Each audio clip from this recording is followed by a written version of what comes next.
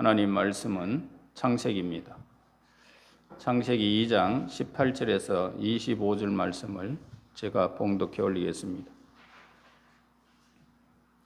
유 하나님이 이르시되 사람이 혼자 사는 것이 좋지 아니하니 내가 그를 위하여 돕는 배필을 지으리라 하시니라. 유 하나님이 흙으로 각종 덜짐승과 공중의 각종 새를 지으시고 아담이 무엇이라 부르나 보시려고 그것들을 그에게서 이끌어 가시니 아담이 각 생물에 부르는 것이 곧 그 이름이 되었더라. 아담이 모든 가축과 공중의 새와 들의 모든 짐승에게 이름을 주니라. 아담이 돕는 배필이 없으므로 여호와 하나님이 아담을 깊이 잠들게 하시니 잠들매 그가 그 갈빗대를 하나를 취하고 살로 대신 채워지고 여호와 하나님이 아담에게 취하신 그 갈빗대로 여자를 만드시고 그를 아담에게로 이끌어 오시니 아담이 이르되 이는 내 뼈 중에 뼈요 살 중에 살이라. 이것을 남자에게서 취하였은즉 여자라 부르리라 하니라. 이러므로 남자가 부모를 떠나 그의 아내와 합하여 둘이 한 몸을 이룰지로다.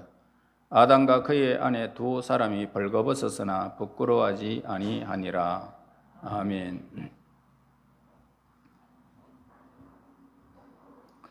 오늘날 사람들은 가정을 하숙집이다 이렇게 생각하는 사람들이 있습니다. 전부 밖에서 일하기도 너무나도 바쁘고 밖에서 무언가 배우려고 하고 또 밖에서 돈을 벌려고 하기 때문에 가정 안에서 둘러앉아 식사를 하거나 서로 이야기할 그런 시간의 여유가 마음의 여유가 없다라는 겁니다. 아마 여러분도 가정에서 어떤 문제를 두고 진지하게 이야기를 나눈 경험이 거의 없었을 것입니다. 가정이 하숙집으로 변하면서 생긴 현상이 뭘까요? 사람들이 자기가 서야 할 위치를 잃어버린 것입니다. 내가 무엇 때문에 살아가야 할까? 이런 고민까지 하게 된다는 겁니다. 사람은 자기가 있을 곳에 있어야 인간구실을 할 수가 있는 것입니다. 그러나 좀 모자라는 사람은 항상 있어야 할 곳, 그곳에 있지 아니하고 엉뚱한 곳에 돌아다니는 그런 사람들이 있습니다.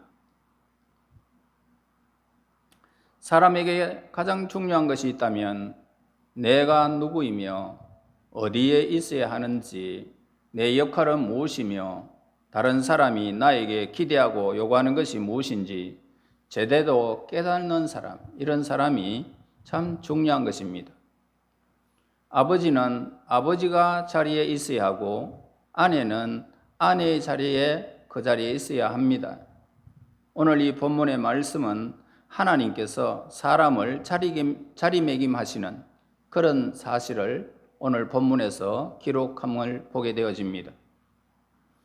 자, 하나님께서 사람에게 동물의 이름을 짓게 하신 모습을 보게 되는데요. 하나님께서는 사람은 2명밖에 없는 많은 동물들을 다스리는 위치에 사람을 임명하는 것을 보게 됩니다. 뿐만 아니라 모든 짐승들의 이름을 짓는 일이었습니다. 그래서 19절에서 20절의 말씀에 보니까 여호와 하나님이 흙으로 각종 덜짐승과 공중의 각종 새를 지으시고 아담이 어떻게 이름을 짓나 보시려고 그것들을 그에게로 이끌어 이르시니 아담이 각 생물을 일컫는 바가 곧 그 이름이라. 아담이 모든 육축과 공중의 새와 들의 모든 짐승에게 이름을 주니라.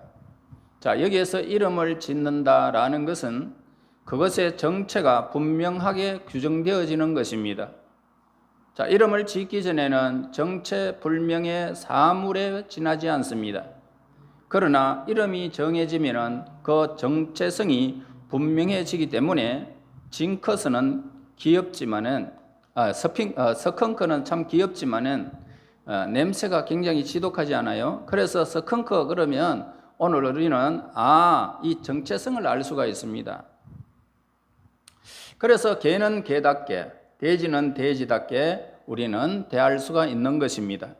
자, 한번 이름을 정해놓으면 그 사람은 항상 그 사람입니다. 변할 수가 없지요. 그래서 우리는 안심하고 똑같은 방식으로 그 사람을 대할 수가 있는 것입니다.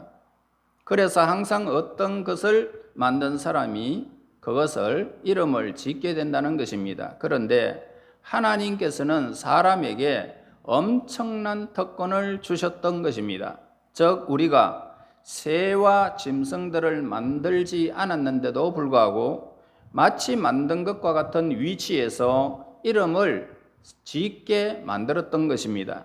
자, 하나님은 무엇보다도 관찰하게 하시고 그것을 분류하게 하시고 하나씩 규명해 나가도록 이름을 짓는 일을 인간에게 시켰던 것입니다.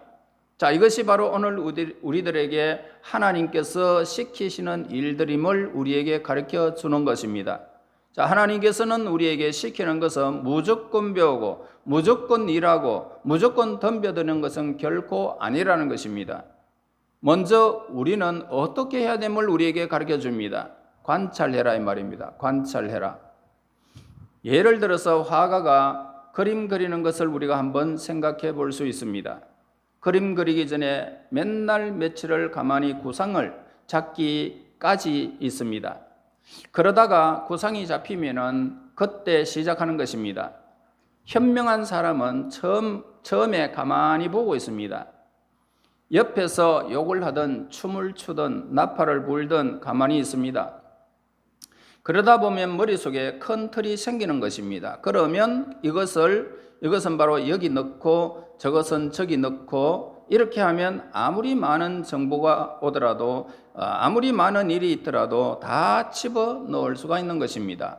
힘만 세다고 많은 일을 하는 것은 결코 아니라는 것입니다.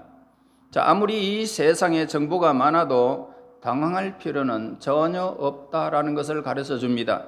왜냐하면 내 속에 있는 이 정신적인 틀 속에 집어넣기만 하면 되기 때문입니다. 자, 이것이 어떤 성질을 가진 것이고 내가 이것을 어떻게 덤벼들면서 소화하고 지배할 것인가, 이것이 오늘 우리의 문제점입니다.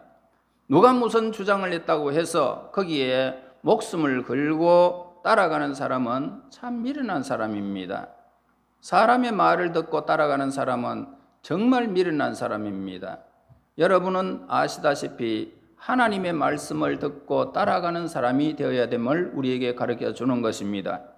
왜 사람들이 일을 할 때 무조건 일에 덤벼들지 않고 전체적인 문제가 무엇이며 나는 이것을 어떤 시각으로 보고 있는지, 나는 어떤 위치에 있으며 이 일의 의미가 무엇인지 규명되어야 한다 이 말입니다. 그래서 우리는 선생을 잘 만나야 된다 이 말입니다. 선생을 잘 만나야 된다. 선생을 잘못 만나면 고생은 죽도록 하고 얻는 것이 없습니다. 그렇게 고생한 것은 아무도 나에게 칭찬해 주지 않는다는 것입니다. 하나님도 마찬가지입니다. 그래서 오늘 우리는 지혜가 필요하고 내가 분별력이 필요한 것입니다. 아담이 동산에서 그 동물들을 감당할 수 있었던 것은 하나님께서 선생이 되어 주셨기 때문이었던 겁니다. 오늘날에는 성경이 우리의 선생이 되어 주신다고 성경은 우리에게 분명히 가르쳐 줍니다. 성경 읽는다고 돈이 생기는 것이 아니고 일이 잘 풀리는 것도 결코는 아닙니다. 그래서 우리는 성경을 잘 읽지 않습니다. 성경이 뭐 밥 먹여주나 이렇게 말하는 사람들이 있습니다. 그러나 여러분, 성경을 선생으로 삼아서 계속 그 말씀을 읽다 보면 하나님께서는 떡이나 돈을 주시는 대신에 하나님께서는 우리에게 큰 틀을 주시는 것입니다. 거기에다가 다 우리의 삶을 다 집어넣어도 넉넉한 공간이 우리에게 주어지는 것입니다. 아무리 물건이 많아도 하나님께서는 다 들어가게 하셨던 것입니다. 그래서 성경에는 큰 틀이 있기 때문에 나의 모든 문제를 다 집어넣어도 얼마나 많은 공간이 있단 말입니다. 그래서 우리는 평안한 삶을 살고 있죠. 여러분 기억해야 됩니다. 아무리 지식이 많아도 다 이 세상에 우리의 모든 이 땅에서 태어나면서 마지막 순간 우리가 맞이하여 하나님의 부름받는 그 순간까지 아무리 많은 문제라도 거기에 다 들어가게 되어 있다는 것입니다. 쓸데없는 것은 과감하게 버리면 되는 것입니다. 무엇이 중요한지, 내가 사활을 걸고 붙들어야 할 것이 무엇인지, 과감하게 청산하고 붙들어야 할 것이 무엇인지를 구별하지 않으니까 삶이 너무 힘드는 것입니다. 이걸 해야 할까 말까 그러면서 참 힘들게 인생을 살아가는 사람들이 있습니다. 참 혼동스럽죠. 그런데 똑똑한 사람은 절대로 그렇게 덤벼들지 않는 것입니다. 무엇이 중요하냐? 내 사활이 걸린 문제가 무엇이냐에 따라서 우선순위를 정하고 일을 하는 사람은 지혜로운 사람입니다. 그러면 분명히 우리의 삶에는 열매가 있다는 것입니다. 불가능한 것 같은데 성경을 보니까 이렇게 하라 그러네. 그래서 그것을 따라가지고 그대로 행했더니 역사가 일어나더라는 것입니다. 여러분, 현실을 분석하는 것은 믿지 않는 사람들이 더 잘하고 있습니다. 그러나 현실을 어떤 눈으로 보느냐 하는 것은 그 사람의 신앙이고, 그리고 신학이고 철학인 것입니다. 이 신학이 그 사람을 지배하게 된다면 그의 믿음대로 반드시 이루어지게 되는 것입니다. 우리는요, 무엇보다 선악의 기준이 명확해야 된다는 것을 우리에게 가르쳐주고 있지요. 하나님께서 부모에게 자녀를 맡기신 이유가 무엇일까? 우리 한번 생각해 보았습니까? 부모가 아니면 가르쳐줄 수 없는 것이 있다는 것입니다. 그것은 뭐냐? 바로 선과 악의 기준을 우리에게 가르쳐주고 있지요. 이건 나쁜 것이야. 이것은 해야 돼. 이것을 꼭 하고 와. 라고 이렇게 선의 기준을 말해주고 악의 기준을 표해 주는 것입니다. 이 기준을 누가 가르칩니까? 부모가 어릴 적부터 가르쳐야 된다는 것입니다. 이것은 우리가 하나님과 언약 관계가 있다는 사실입니다. 언약 관계라고 하는 것은 나는 말씀을 붙들고 하나님은 나의 삶을 책임져 주시는 그 관계를 말하고 있습니다. 우리가 말씀을 붙들게 되면은 하나님이 모든 것을 책임지게 되어 있는 것입니다. 말씀대로 그대로 붙들고 있으면, 그대로 믿고 있으면, 그대로 신앙하면 하나님은 반드시 그 말씀대로 우리에게 오게 되어 있다는 것입니다. 하나님은 미쁘신 하나님. 자, 한번 약속하면은 그 언약을 어길 수 없는 하나님이시기 때문에 말씀을 붙드는 자는 하나님의 언약을 누리는 자가 되는 것입니다. 우리는요, 이 세상에서 말씀의 책임을 지지 않고 그냥 넘어가는 부모들이나 다 이웃들이 있습니다. 우리 친구들도 있고요. 그렇지만 만약 책임을 어기면은 하나님의 언약이 뭉개져 버리는 것입니다. 그러므로 우리는 언약 관계에 있기 때문에 말씀을 저버리면 다른 많은 물질적인 축복이 온다 해도요, 그것은 축복이 결코 아니고요, 우리는 버림받은 인생이 된다는 것을 우리는 알아야 하는 것입니다. 하나님 말씀 어겼는데도 잘 되면은 그 사람은 이미 버린 자식입니다. 여러분, 하나님께서 버리시는 사람은 바로 그 물질에 만족하며 사는 사람입니다. 세상적인 것에 그냥 만족하면서 사는 사람, 이 사람은 하나님이 버린 사람입니다. 그래서 하나님이 택하신 백성은요, 다른 것을 쳐서 말씀으로 돌아와야 된다는 사실을 우리에게 일러주는 것입니다. 그리고 나서 크게 구원하시는 것을 우리는 보고 누리게 될 것입니다. 그러므로 말씀보다 다른 것이 앞설 때에 굉장히 비싼 대가를 지불해야 한다는 사실을 자녀들에게 꼭 가르쳐 주어야 하는 것입니다. 이 날은 하나님의 날입니다. 이 날을 어겨가지고 복을 받는 사람은 없습니다. 없습니다. 하나님이 복을 내리지 않습니다.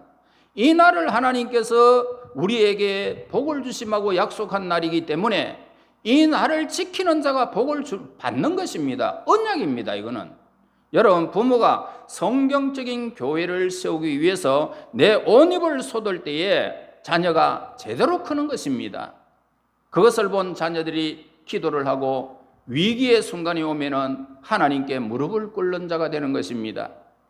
그러나 교회만 왔다 갔다 하고 예배 시간에 졸기나 하고 집에 가면은 교회 욕이나 하면 그 자녀들은 위기의 순간에 기도하는 것이 아니라 욕부터 나온다는 말이에요. 욕부터 나와. 똑같이 욕설 하는 것입니다. 여러분, 결국 그 자녀들은 자기 문제에 빠져서 자기밖에 모르는 사람이 되고 마는 것입니다. 또한 부모는 자녀들에게 혈기로 일을 해결하지 않도록 우리는 늘 이야기해 주어야 합니다.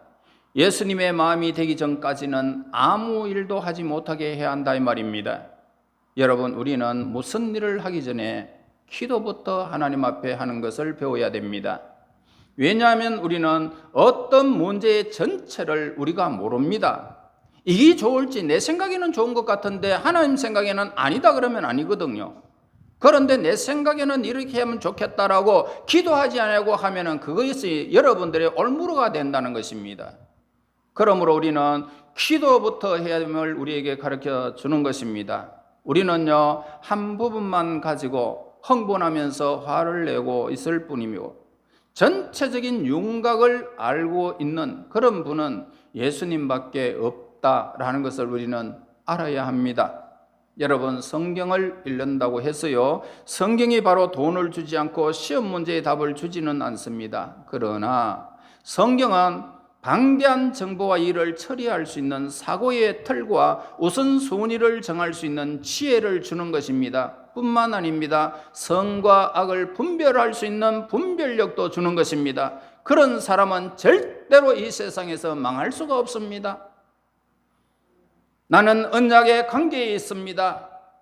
여러분, 성경 안에서 말씀하는 언약 관계가 하나님과 우리의 관계가 그대로 있습니다. 하나님의 말씀만 붙들면 나는 절대로 망할 수가 없습니다. 그러나 말씀을 버리면 망해버립니다. 여러분, 이것이 바로 자녀들에게 분명히 가르쳐 주어야 하는 것입니다. 어려운 일이 있을 때 혈기가 아닙니다. 여러분, 기도해야 됩니다. 하나님이 주시는 성령의 능력으로 해결함을 가르쳐 주어야 하는 것입니다. 둘째로, 하나님께서는 남자가 독처하는 것이 좋지 못하다 그러면서 남자와 여자의 위치를 정해주고 있는 모습을 보게 되는데요. 18절 보세요. 사람이 혼자 사는 것이 좋지 아니하니 내가 그를 위하여 돕는 배필을 지으리라 하시니라.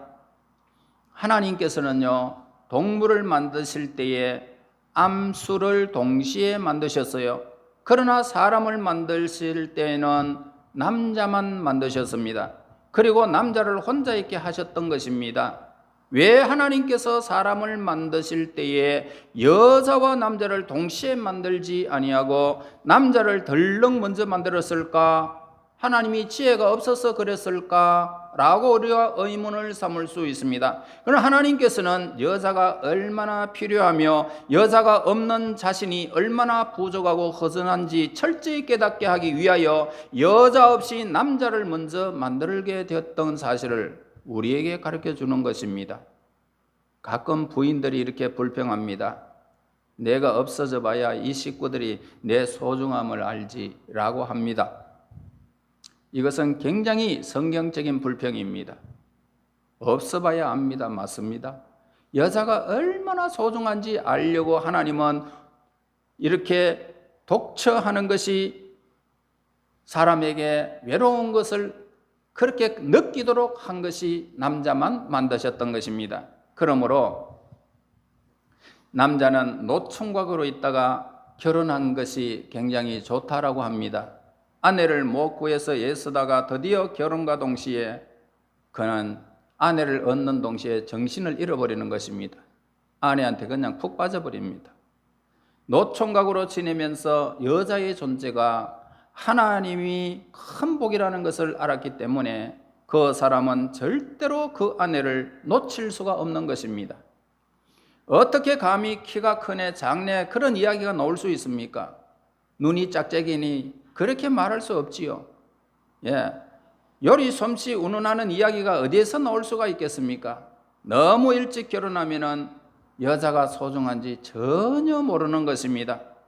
아담이 혼자 있을 때 어느 정도 외로웠느냐 하면 뼈에 사무실 정도였다는 사실을 우리에게 가르쳐주고 있습니다. 그 사무친 뼈로, 그 뼈로 여자를 만드셨다는 본문의 메시지를 보게 됩니다. 그리고 여자를 돕는 배필이다 이렇게 기록을 하고 있지요. 자, 이것은 뭐냐? 약한 부분을 채워서 완전한 존재로 만드는 그런 협력자라는 것입니다. 여기서 돕는 배필은 일방적으로 여자가 남자를 돕는 것이 결코 아닙니다. 서로가 서로를 돕는 그런 배필이라는 그런 뜻인 것입니다. 남자가 여자를 돕고 여자가 남자를 도와서 서로 완성된 인격체를 만드는 의미에서 돕는 배필이지, 여자만 헌신적으로 빨래를 하고 다름질하고 밥하라는 뜻은 결코 아니라는 것을 여러분 알아야 합니다. 남자의 가장 큰 사명이 있다면 뭘까요? 사업을 잘 하는 것이 아니라 자기 아내를 양육하고 보호하는 것입니다. 그리고 아내를 양육하고 보호해서 참 풍성한 삶을 살게 하는 사람이 위대한 남자라는 것을 보게 됩니다. 참으로 감사하게도 하나님께서는 남자와 여자를 서로 모자라게 만드셨다는 것을 보게 됩니다. 그래서 서로가 돕고 보완함으로써 완전한 인격체가 되게 하셨던 것입니다.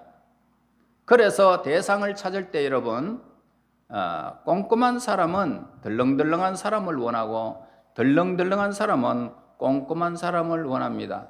나같이 남자같이 생긴 사람은 여자같이 생긴 사람을 만나야 되고, 여자같이 생긴 남자는 남자같이 생긴 이렇게 여자를 만나야 된다는 겁니다.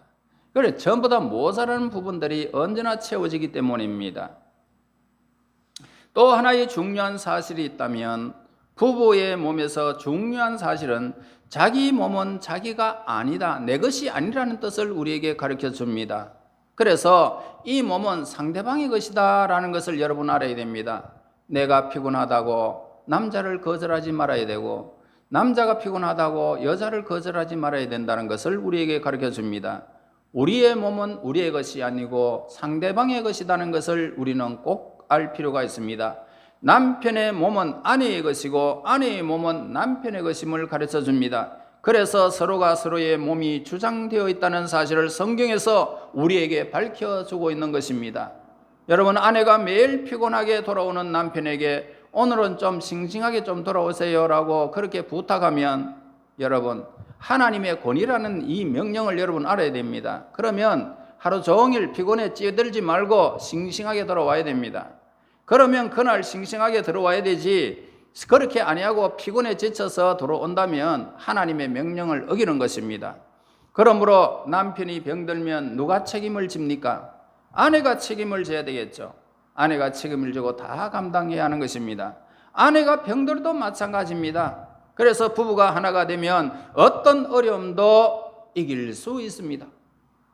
아내가 남편을 믿고 남편이 아내를 책임지는 가정은 어떤 어려움도 이길 수 있도록 하나님께서 만들어 놓으신 것입니다. 그래서 한쪽이 시험에 들면 다른 한쪽은 도와주는 자가 되어야 되고, 한쪽이 약해지면 다른 쪽은 기도로 지켜줌으로써 영적으로 보완하면서 사탄의 역사를 이기도록 하나님께서 돕는 배필로 우리를 만드셨기 때문입니다. 그래서 돕는 배필이라고 하죠. 그래서 이 세상의 지위나 재산이 놀이터에 있는 그네와 같다라는 것을 우리는 알아야 됩니다. 누구든지 타고 놀다가 때가 되면 그냥 그네를 내버려 두고 가는 것입니다.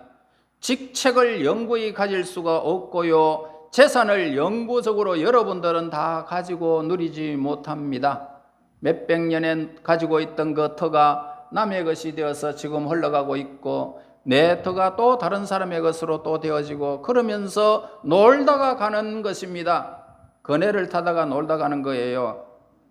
모든 것은 내가 누리는 것이 아니고 이것은 다 남의 것이라는 것을 여러분 기억해야 할 필요가 있습니다. 그래서 욕심내어 살지 말아야 됩니다. 가졌다가 다른 사람에게 물려주는 것밖에는 없습니다. 그러나 남편은 확실히 누구의 것입니까? 아내의 것입니다. 아내는 확실히 남편의 것입니다. 자식도 자기 것이 아닙니다. 크면은 다 내 손아귀에서 다 떠나게 되어 있습니다. 그 다음에 하나님이 세우신 결혼 제도를 우리는 보게 되는데요.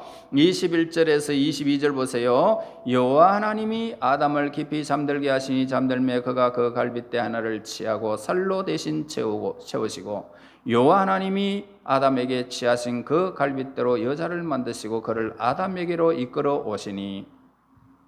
자, 여자를 남자의 갈빗대로 만들었다라는 것에 굉장한 중요한 의미를 두고 있습니다. 하나님이 여기에서 최초로 하나님이 수술하는 광경을 보게 됩니다. 여자를 만들려면 남자는 거의 죽었다가 살아나야 하는 것입니다. 그만큼 여자는 중요한 존재임을 우리에게 가르쳐주고 있습니다. 남자가 아무런 희생도 하지 않고 자기 일에만 빠져 있으면서 당신은 왜 훌륭한 아내가 되지 못하냐 하는 것은 말이 안 되는 소리가 되겠죠. 남편은요, 야망을 포기하고 자신의 취미를 포기해야 하는 것입니다. 삶의 목적을 바꿔야 되고 인생관을 뜯어고쳐야 아내가 온전한 아내로 만들어지는 것입니다. 여러분, 갈빗대는요, 속에 있는 중요한 기관을 다 감싸고 있는 것이지 않습니까?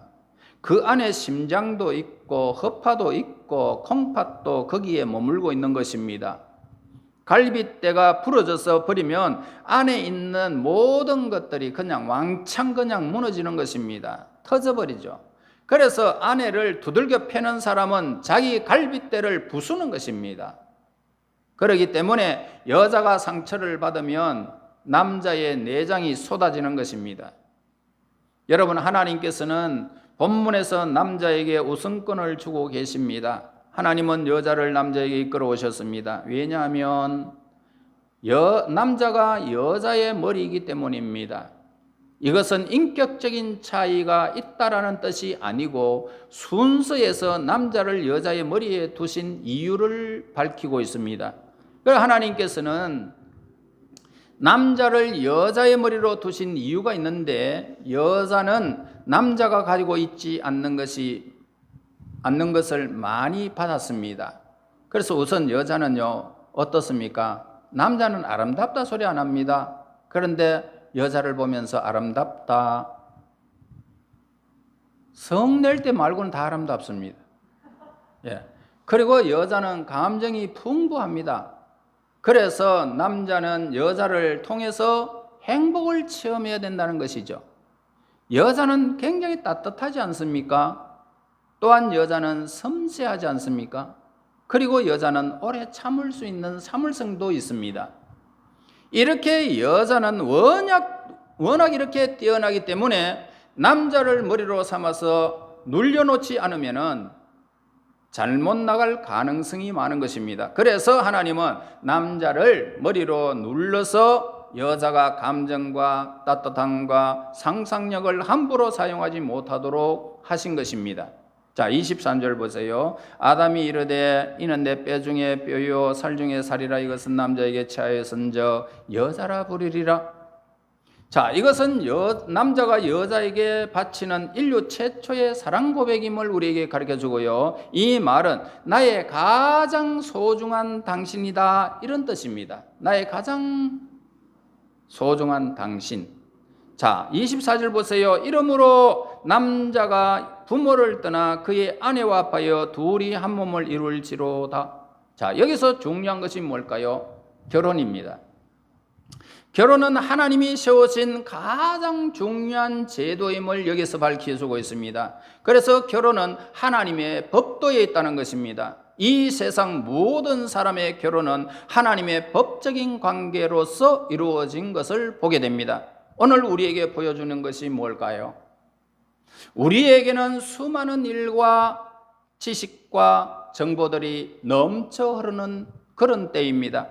여기에 무조건 덤벼들어서 일을 저지르지 마라, 이렇게 우리에게 가르쳐주는 본문의 메시지고요. 하나님이 주신 이 신앙의 눈으로 관찰하고 분류하고 정리해서 하나하나씩 장악해 나가고 필요 없는 것은 가감하게 좀 버려라, 이걸 가르쳐주고요. 그렇게 해서 아주 균형을 잘 잡는 삶이 우리 그리스도인들에게 필요함을 가르쳐주고 있습니다. 여러분, 무슨 일이든지 내 생각대로 저지르고 행하지 마시고 기도부터 하라는 것입니다. 성경을 봅시다. 그러면 큰 틀이 우리에게 생긴단 말입니다.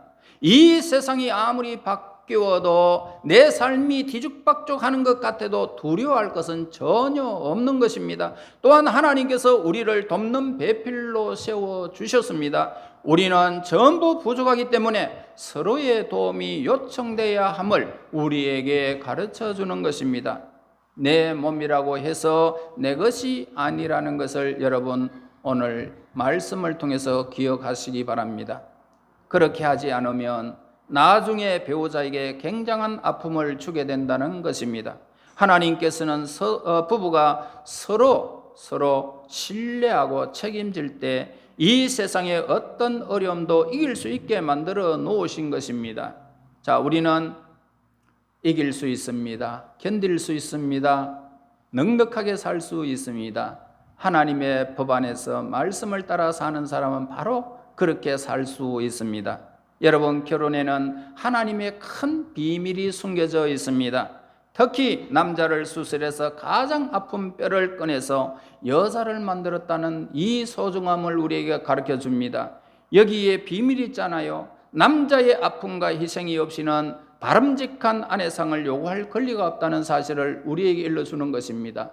여러분, 아내를 통해서 아픔을 느낄 수 있습니다. 그러나 견디어야 합니다. 다 받아주어야 합니다. 그리고 그 모든 사실에 무엇을 원하는지 알고 남자가 대처할 수 있어야 된다는 것입니다. 남자는 자신의 사고방식과 습관을 반드시 우리는 수술해야 할 것입니다. 그래서 하나님께서 주신 이 법도 아래서 든든한 가정, 든든한 부부의 애를 늘 누리면서 이 땅에서 참으로 부부의 가정을 잘 지도하고 가르치는 남편과 아내가 되어져서 참으로 상호간에 돕는 배필이 되어 하나님의 기쁨이 되시기를 예수님 이름으로 축원합니다. 하나님 감사합니다. 가정의 달을 통하여 이렇게 아름다운 부부애를 허락하여 주시고 가정을 허락하신 하나님 감사합니다. 참으로 저희들이 서로를 믿어주고 돕는 배필로서 인정하며 온전한 평화를 이루어가는 부부애가 되게 하시고 가정이 될 수 있도록 도와주시옵소서. 말씀으로 가정을 세워갈 수 있는 복된 하나님의 사람들 되게 하셔서 이 땅에 하나님의 거룩한 나라가 이루어지는 그날까지 저들의 가문이 복되게 하시고 하나님의 언약 속에 있게만 하옵소서. 예수님 이름으로 기도하옵나이다. 아멘.